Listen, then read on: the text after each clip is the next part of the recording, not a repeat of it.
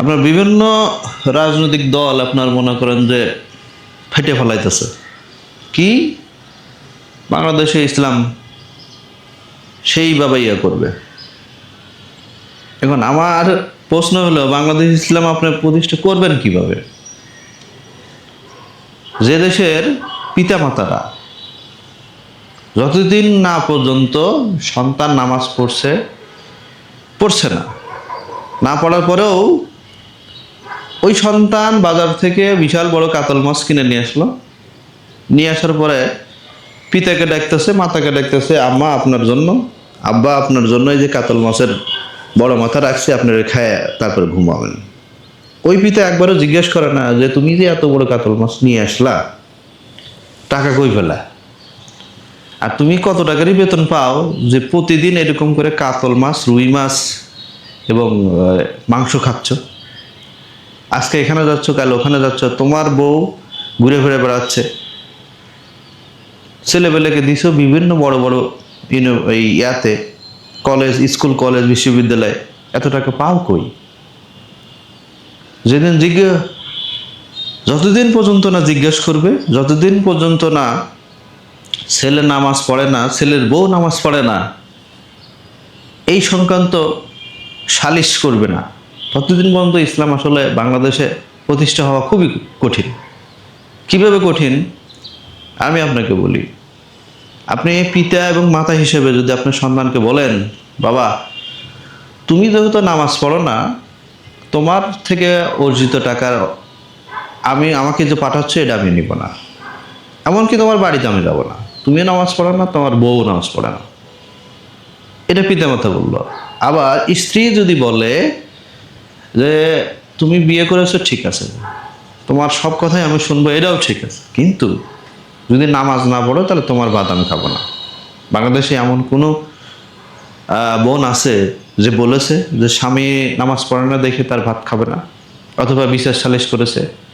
স্বামী এদিক ওদিক কোনো একটা মেয়ের সাথে কথা বলছে, আপনি বাপ ভাই ইত্যাদি বিভিন্ন জনের ডাক দিয়ে নিয়ে এসে বিচার সালিশ করেছেন, কিন্তু স্বামী নামাজ পড়ে না, সন্তান নামাজ পড়ে না, কখনো কি বাপ ভাই অথবা এলাকার মানুষকে, এলাকার যে মুরব্বী আছে তাদেরকে ডাকছেন?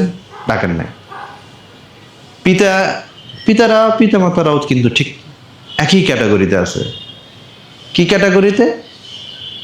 আপনি দেখেন, সন্তান যদি তাকে অর্থকড়ি না দেয়, খাবার না দেয়, তাহলে কি করবে? এলাকার মুরব্বী বা বয়স্ক যারা আছে, তার পরিচিত যারা আছে বা নেতা আছে, এদেরকে ডাক দিয়ে নিয়ে আসবে, বিচার সালিশ করবে। কিন্তু ওই পিতা বা ওই মাতা কখনো কিন্তু এটা করে না, ছেলে আমার কিন্তু নামাজ পড়ে না, ছেলের বউ নামাজ পড়ে না, তা এদের একটা বিচার করা উচিত, বা এই নামাজ পড়ানোর জন্য বিচার সালিশ করছে। বাংলাদেশে এমন দৃষ্টান্ত নাই। যদি থাকে, যদি হয়, তবে সেই দিনই এদেশে ইসলাম প্রতিষ্ঠা হওয়ার সম্ভাবনা বেশি থাকবে। নচেত মুখে একটা বলবো, কাজে দেখবেন অন্যটা। বলবো সুদ খায়ও না, নিজেই আবার সুদের সাথে জড়িত। বলবো ঘুষ খায়ও না, নিজেই আবার ঘুষের সাথে জড়িত। বলবো যে এ পরের আল কাটো না, নিজেই আবার কাঁচা দিয়ে আল কাটতেছি। বলবো যে এই প্রতিবেশীর হক নষ্ট করে না, নিজেই এমন জায়গায় গাছ লাগাবো যে গাছের ছায়াতে অন্য প্রতিবেশীর জমির ফসল নষ্ট করতেছি। তাহলে কিভাবে সম্ভব দেশে? এই জন্য বলে যে আসলে জ্ঞান ভিতরে না ঢুকলে, আপনি যখন বুঝতে পারবেন যে আপনার দ্বারা অন্যজনের ক্ষতি হচ্ছে, তখন ঠিক আপনি কিন্তু শুধরাতে পারবেন। আপনি যখন বুঝতেই পারবেন না যে আপনার দ্বারা কারো ক্ষতি হচ্ছে, আপনি কিন্তু ওই কাজ থেকে ব্যাক করতে পারবেন না, আপনি তখন ওটা বৈধতা দিবেন। অনেকে এমন আছে দেখেন যে বাম হাতের যে বিষয়টা আছে, এই যে এটা এই বাম হাতের বিষয়টা বলে কি, আমি কি এমনি করছি, আমাকে এমনি দিয়েছে, আমি তার একটা উপকার করলাম না, এটা কিন্তু বৈধতা করে নিয়েছে। আচ্ছা, বাংলাদেশের এমন অনেকে আছে কিন্তু যাদের বউ 5 ওয়াক্ত নামাজ পড়ে, স্বামী ঘুষ খায়, বউটাকে সেই তাহাজ্জুদ দিয়েছে।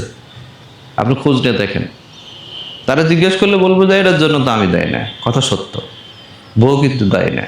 কিন্তু আর একটা আছে, ওই বউ যদি জানে যে স্বামীর অর্থ কোথায় থেকে আসে, ওই বউ যদি প্রতিবাদ করে তো ওই ঘরেও সুদ ঘুষের টাকা কিন্তু যেতে পারে না, এটা বাস্তব। তার মানে বলাই যায় এই নারীরা পারলেই, নারীরা যদি ইচ্ছা করে এদেশে ইসলাম প্রতিষ্ঠা করা সম্ভব। That's a proof. ধন্যবাদ সবাইকে এই সকালবেলায় তিক্ততামূলক এই কথা শোনার জন্য, এতক্ষণ ধৈর্য ধরার জন্য ধন্যবাদ।